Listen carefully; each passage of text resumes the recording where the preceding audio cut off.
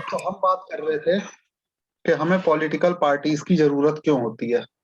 लेकिन जरूरत तो ठीक है, उससे पहले हमें ये जानना जरूरी है कि पॉलिटिकल पार्टी होती क्या है।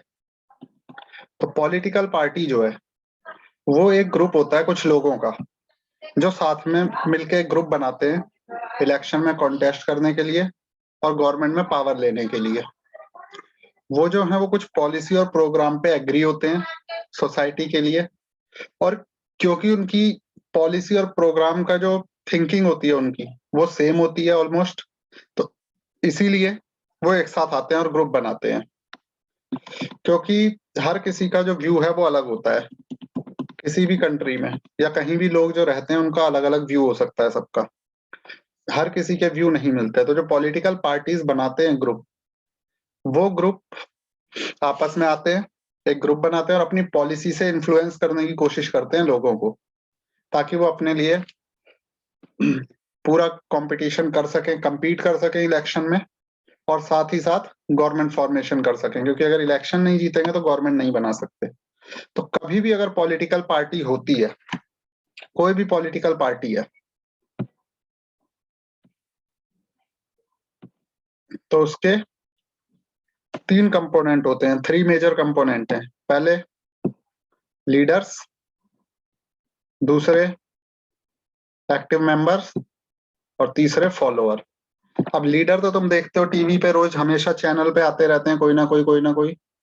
वो सब लीडर होते हैं जो इलेक्शन में डायरेक्ट पार्ट लेते हैं, डायरेक्ट इलेक्शन में जाते हैं, वहां compete करते हैं।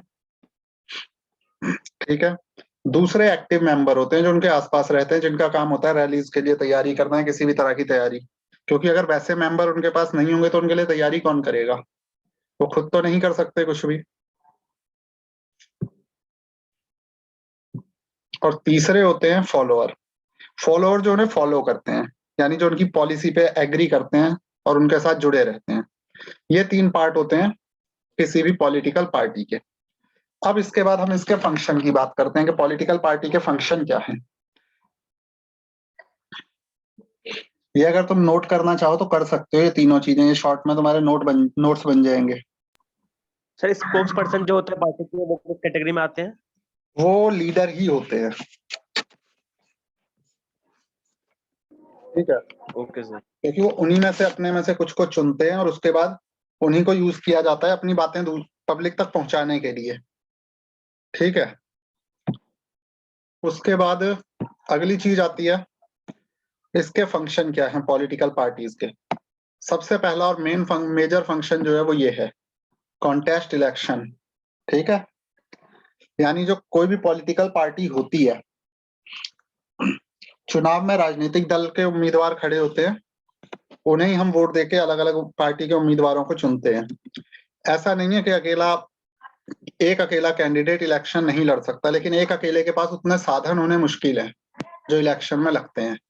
जबकि अगर वो पूरा ग्रुप आ जाता है तो उन्हें साधन जुटाने में आसानी होती है अपने लिए जो कुछ भी चाहिए होता है कॉन्टेस्ट करने के लिए। तो कुछ कंट्री में जैसे यूएसए है, अमेरिका जैसे जो देश है, वहां जो कैंडिडेट का वो होता है, चुनाव होता है, चुनना होता है, उसको कैसे चूज किया जाता है, उसको चूज करने का काम करते हैं पार्टी के मेंबर और फॉलोअर। ठीक है।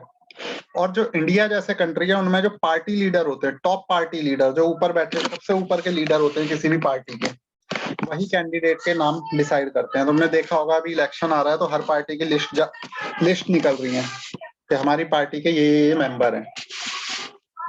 तो इसी तरह वो डिसाइड करते हैं।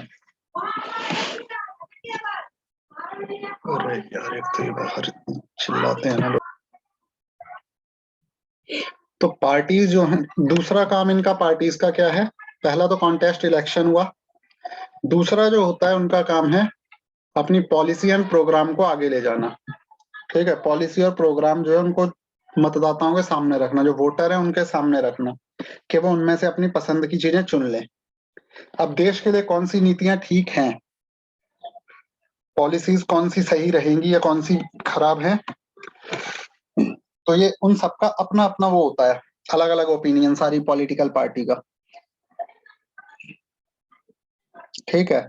तो जैसे अगर कोई भी सरकार अगर अलग अलग विचारों को लेके एक साथ चले, क्योंकि सबके व्यू अलग हैं तो उन्हें अलग अलग लेके नहीं चला जा सकता, ठीक है।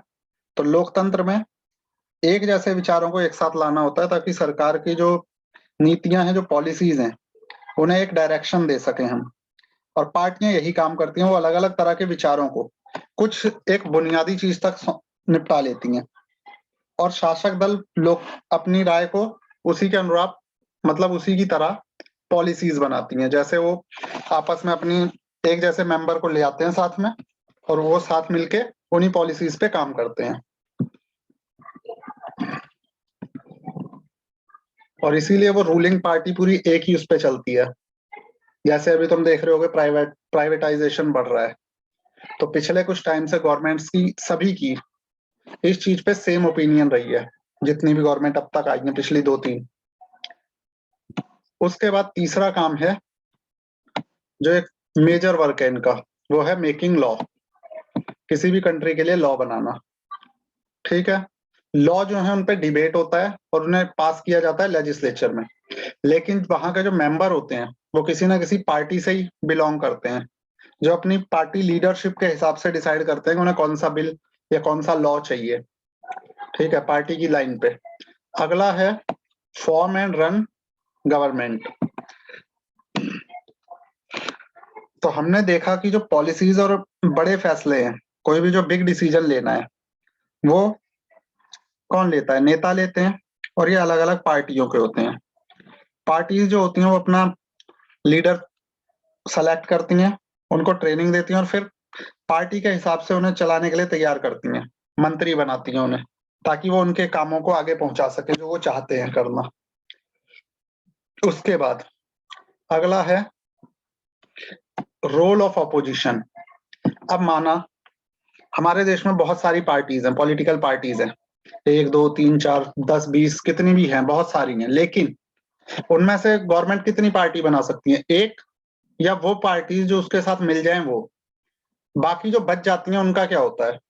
तो उनका मेजर रोल होता है ऑपोजिशन का काम करना, कि जो नीतियां होती हैं गवर्नमेंट की, उन पे वो नजर रख सकें, निगरानी रख सकें, और गवर्नमेंट को सही तरीके से काम करने के लिए दबाव बनाए रखें, प्रेशर बनाए रखें, ठीक है। नेक्स्ट वर्क है shape public opinion. Public opinion बनाना। अब बड़ी बड़ी रैलीज होती हैं या कोई सभाएं होती हैं, ये क्यों की जाती हैं? ये की जाती हैं कि उन्हें, पब्लिक को अपनी पॉलिसीज बताई जाए कि हम अगर इलेक्शन जीत के गवर्नमेंट बनाते हैं तो हम क्या क्या करेंगे। और इस तरह वो पब्लिक ओपिनियन को बनाने का काम करती हैं, पब्लिक की ओपिनियन को बनाने का। नेक्स्ट वर्क है access to government machinery and welfare scheme. Access to government machinery and welfare scheme मतलब जो गवर्नमेंट की मशीनरी है सारी, उसका उसके चलाना उसे, और साथ में वेलफेयर स्कीम यानी सामाजिक कल्याण के काम करना। तो किसी भी राजनीतिक दल का जो नेता होता है, उससे जान पहचान बनाना किसी के लिए भी आसान है। हम किसी ऑफिसर से इतनी आसानी से पहचान नहीं बना सकते, लेकिन नेता को क्योंकि हमसे वोट चाहिए तो हम उसके पास आराम से जा सकते हैं, और इस वजह से वो वेलफेयर स्कीम को ज्यादा अच्छी तरह कर सकते हैं, ठीक है। ये बात हुई इसकी कि इनके वर्क फंक्शन क्या है, हमने अभी फंक्शन देखे। अब राजनीतिक दल की जरूरत क्या है, क्यों हमें राजनीतिक दल चाहिए, अब आते हैं हम उस चीज पे। तो हमने इतने सारे काम देखे उसके, और इसी चीज से हमें इस चीज का उत्तर मिलता है। अब ये जो सारे काम है, ये सारे काम कौन करेगा?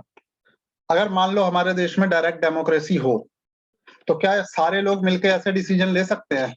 पूरी पब्लिक नो सर।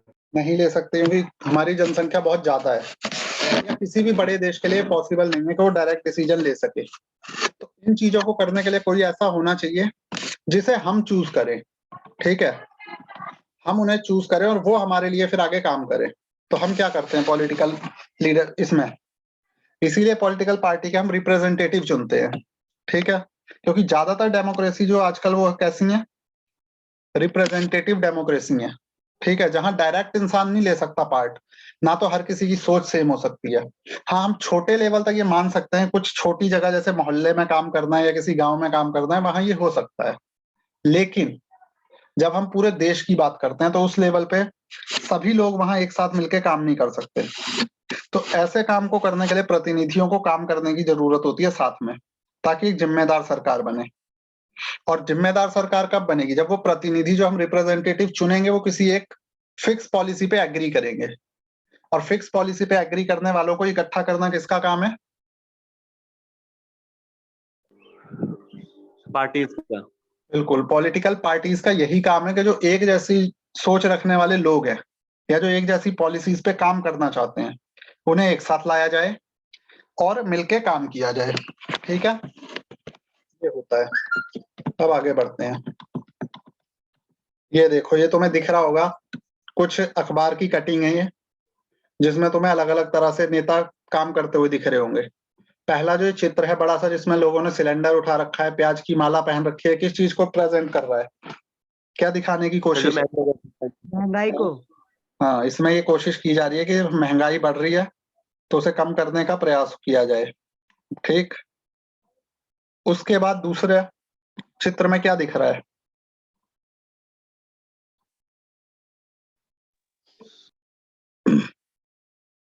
देख, कुछ कोई समझ आ रहा कार्ड है है इसमें चित्र देख के? सर कार्ड दिख रहा है बस।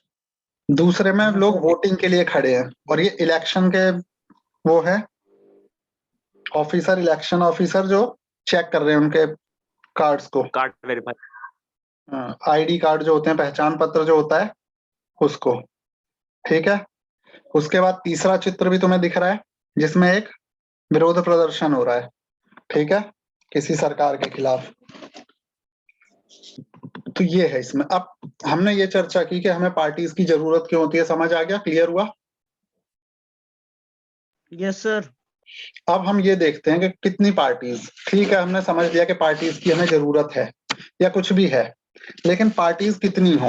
How many political parties should we have? तो लोकतंत्र में नागरिकों को कोई भी, जो डेमोक्रेसी है वहां कोई भी ग्रुप जो सिटीजन का है वो पॉलिटिकल पार्टी बना सकता है। इस सेंस में हर कंट्री में बहुत सारे नंबर होने चाहिए पॉलिटिकल पार्टीज के। लगभग 750 पार्टीज जो है वो रजिस्टर्ड है इलेक्शन कमीशन ऑफ इंडिया में। लेकिन सारी पार्टीज जो है वो इलेक्शन की सीरियस कंटेंडर नहीं होती। ज्यादातर कुछ हिस्सा, कुछ गिनी चुनी पार्टियां ऐसी होती हैं जो इफेक्टिवली इलेक्शन में पार्ट कर सकती हैं। ठीक है, तो यहाँ क्वेश्चन ये है कि कितनी मेजर या इफेक्टिव पार्टीज गुड है डेमोक्रेसी के लिए? कुछ कंट्रीज जो है जिनमें सिर्फ एक ही पार्टी है जिसको कंट्रोल और रन करनी होती है गवर्नमेंट सारी। ठीक है, तो इन्हें कहा जाता है वन पार्टी सिस्टम। इन देशों को कहा जाता है वन पार्टी सिस्टम। ठीक है,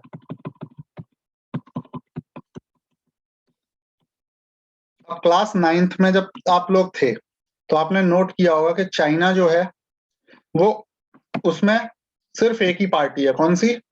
कम्युनिस्ट पार्टी। कम्युनिस्ट पार्टी है जो रूल करती है। ठीक है, पीपल जो है वो फ्री होते हैं पॉलिटिकल पार्टी बनाने के लिए। इसका ये इसलिए नहीं होता क्योंकि इलेक्टोरल सिस्टम जो है वो वहां पे फ्री कंपटीशन को नहीं इजाजत देता। ठीक है, हम एक पॉलिटिकल पार्टी, लेकिन अब वन पार्टी सिस्टम को क्या हम गुड कह सकते हैं? नो सर, फिर तो सर वहां पे नहीं कह डिक्टेटरशिप टाइप सकते। का हो क्यों? जाएगा। क्योंकि not a democratic option, we have not any option. Okay, हमारे पास कोई ऑप्शन नहीं होता, हमें मजबूरी है कि हम उसी पार्टी को वोट दें। तो किसी भी डेमोक्रेसी सिस्टम के लिए कम से कम दो सर पार्टी। 9th क्लास में पढ़ा था हमने कि चाइना में सर जो अलग पार्टी होती है उसको हाँ, रिकॉग्निशन लेना पड़ता है इस पार्टी का लड़ने के लिए और चुनाव वो में। उसी के जरिए जा सकते हैं, अलग से नहीं आ सकते। अगर ये चाहेंगे तो खुद वहाँ से, का वो अगर ये चाहेंगे खुद से हम इलेक्शन लड़ लें जाके या कुछ कर लें, वो नहीं लड़ सकते। उन्हें कम्युनिस्ट पार्टी का हिस्सा बनना ही पड़ेगा। ठीक है, ओके सर। अब कुछ कंट्रीज जो है उसमें टू पार्टीज होती हैं। ठीक है, एक इलेक्शन में कॉन्टेस्ट करती हैं और कुछ उनमें से एक जीत जाती है, एक गवर्नमेंट बनाती है और दूसरी पोजीशन में होती है। लेकिन दो पार्टीज जो हैं उसमें कुछ सीटें जीतेगा नेशनल, मतलब दो पार्टियां, तो वहां भी उतना अच्छा वो नहीं मिल रहा है हमें। हालांकि हमें वो टू पार्टी सिस्टम जरूर है। हाँ गोपाल? सर 2 पार्टी सिस्टम में अगर कोई और बनाना चाहे पार्टी तो बना सकता है अपनी। जिन देशों में टू पार्टी सिस्टम है वहां टू पार्टीज ही हैं, वहां उससे ज्यादा परमिशन नहीं है। तो मतलब वहां दो जो पुराने टाइम से चली आ रही हैं वही चली आ रही हैं बस। और ऐसा अच्छा, होता है उसके कोई पार्टी बननी चाहे उसके अलायंस में तो बन सकती है। नहीं, ओके मतलब बनाने को बना सकते हैं लेकिन वो इलेक्शन में पार्टिसिपेट नहीं कर सकते। ठीक है, वो एक पॉलिटिकल ग्रुप बना सकते हैं लेकिन इलेक्शन में पार्टिसिपेशन सिर्फ दो ही पार्टीज करती हैं। जैसा होता है यूएस में और यूके में, दोनों देशों में टू पार्टी सिस्टम है, वहां दो ही पार्टियां होती हैं। अब इसके बाद अगर दो से ज्यादा पार्टियां हैं तो ये रीजनेबल चांस है कि किसी को भी अलायंस बना के या किसी भी तरह से गवर्नमेंट बनाने का मौका मिलता है। और इस पार्टी सिस्टम को हम कहते हैं मल्टी पार्टी सिस्टम। ठीक है, तो इंडिया जो है उसमें हमारे पास एक मल्टी पार्टी सिस्टम है। इस सिस्टम में गवर्नमेंट जो है वो वेरियस पार्टीज आपस में मिलके भी सरकार बना लेती हैं। जब कुछ पार्टियां आपस में मिलके आती हैं और गवर्नमेंट बनाती हैं तो उसे कहा जाता है अलायंस, गठबंधन। ठीक है, जैसे इंडिया में 3 मेजर अलायंस थे 2004 में। The national democratic alliance, NDA, ठीक है, और ये तुम अभी भी देखते हो एनडीए अभी भी है। अभी गवर्नमेंट कौन चला रहा है? एनडीए की गवर्नमेंट है। ठीक है, दूसरा है United progressive alliance, UPA, Manmohan Singh की सरकार यूपीए के अंडर थी। और तीसरा जो पार्ट था वो है लेफ्ट फ्रंट। तो मल्टी पार्टी सिस्टम में इस तरह से बहुत सारी पार्टियां आपस में आके गवर्नमेंट बनाती हैं। ठीक है, तो जितने ज्यादा ऑप्शन होंगे हम उसी को बेस्ट मान सकते हैं। एक पार्टी सिस्टम को कभी भी आइडियल नहीं माना जाता, लेकिन कोई भी सिस्टम सबके लिए आइडियल नहीं है। आइडियल सिस्टम कौन सा होगा कि कम से कम किसी जो लोग हैं उन्हें ऑप्शन मिले। ठीक है, अगर उन्हें ऑप्शन नहीं मिलेगा तो फिर किस चीज की डेमोक्रेसी हुई? फिर तो डेमोक्रेसी रही नहीं जाती। ठीक है,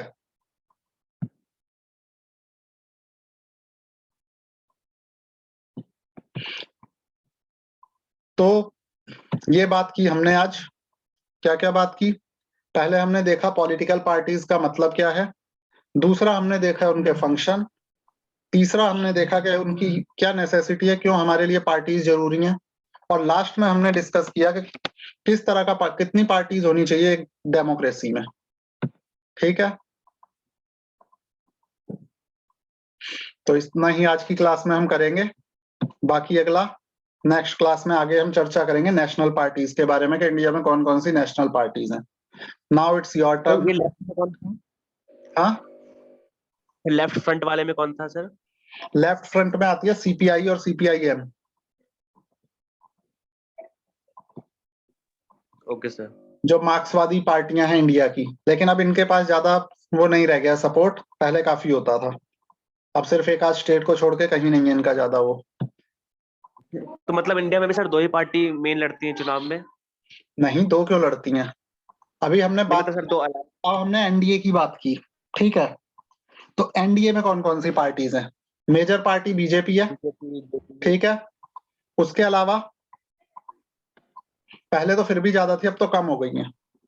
ठीक है, उसके अलावा कई और पार्टीज है अलग अलग रीजन की, छोटी पार्टियां, रीजनल पार्टीज, वो हैं साथ में। ठीक है, तुमने देखा होगा इलेक्शन के जब रिजल्ट आते हैं तो वहां लिखा होता है एनडीए, वहां ये लिख के नहीं आता कि बीजेपी की कितनी सीट है या उसकी कितनी सीट है, और वहां एनडीए पहले लिखा जाता है और यूपीए, ये सब देखा। क्योंकि वो एक एक पार्टी नहीं है, वो कई पार्टियां एक साथ काम कर रही हैं आपस में अलायंस बना के। ठीक है, और कोई क्वेश्चन?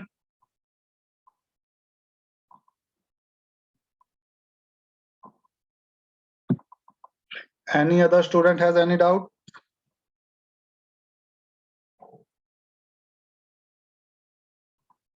नो?